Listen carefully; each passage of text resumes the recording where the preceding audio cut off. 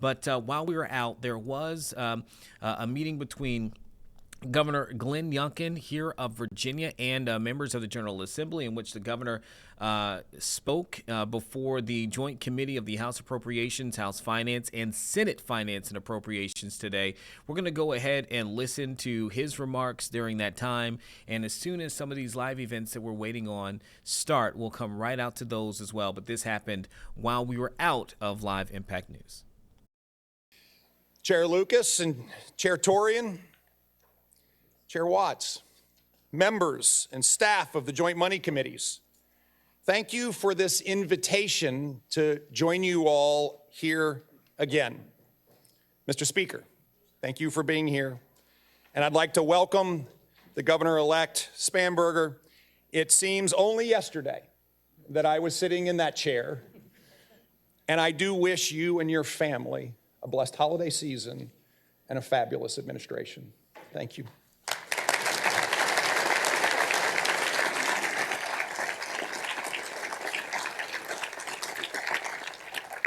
Once again, we come together to discuss Virginia's financial strength and how to best be good stewards of the enormous resources. A biennium budget with $72 billion of general fund resources and $212 billion of total resources. How best to keep Virginia growing? How best to invest in key priorities and capital investments across the Commonwealth? And as I look around this room, I am filled with an overwhelming sense of gratitude. First, gratitude for Virginia's financial strength that has enabled and will continue to enable record funding into critical areas while providing substantial tax relief. Second, because I see so many women and men who have played such a pivotal role in the incredible strides Virginia has made over these past 4 years. First, our General Assembly partners, thank you, thank you, thank you. And especially the dedicated members of my administration. Thanks to all of you. And finally, for my amazing wife, First Lady Suzanne Youngkin. Every single day,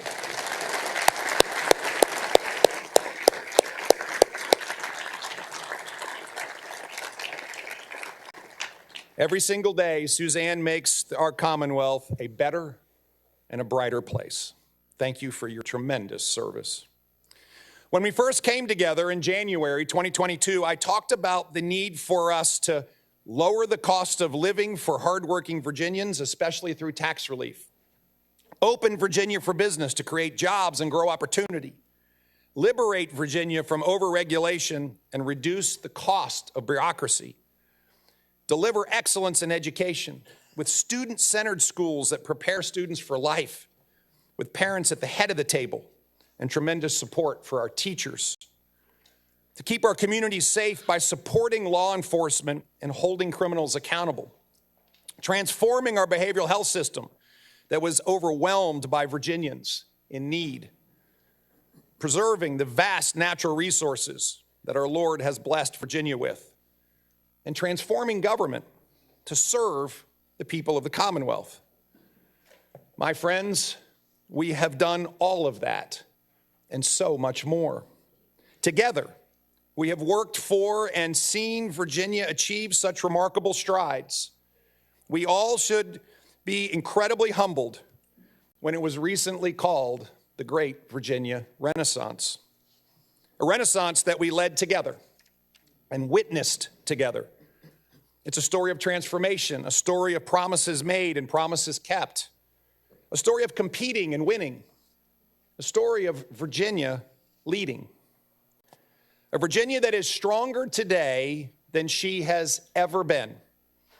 Over the past 4 years, we've seen record business investment. Today, $156 billion. Record job growth. And in 2023, for the first time in a decade, more people moved to Virginia from the other 49 states than moved away. And all of this has added up to record revenue growth. Record revenues that have allowed us to provide record amounts of tax relief for Virginians. $9 billion. Record revenues that underpin our ability to make record investments in our most important shared priorities in education, in child care, in child services, in law enforcement, in behavioral health and health care, in business-ready sites and workforce, and in preserving the Chesapeake Bay.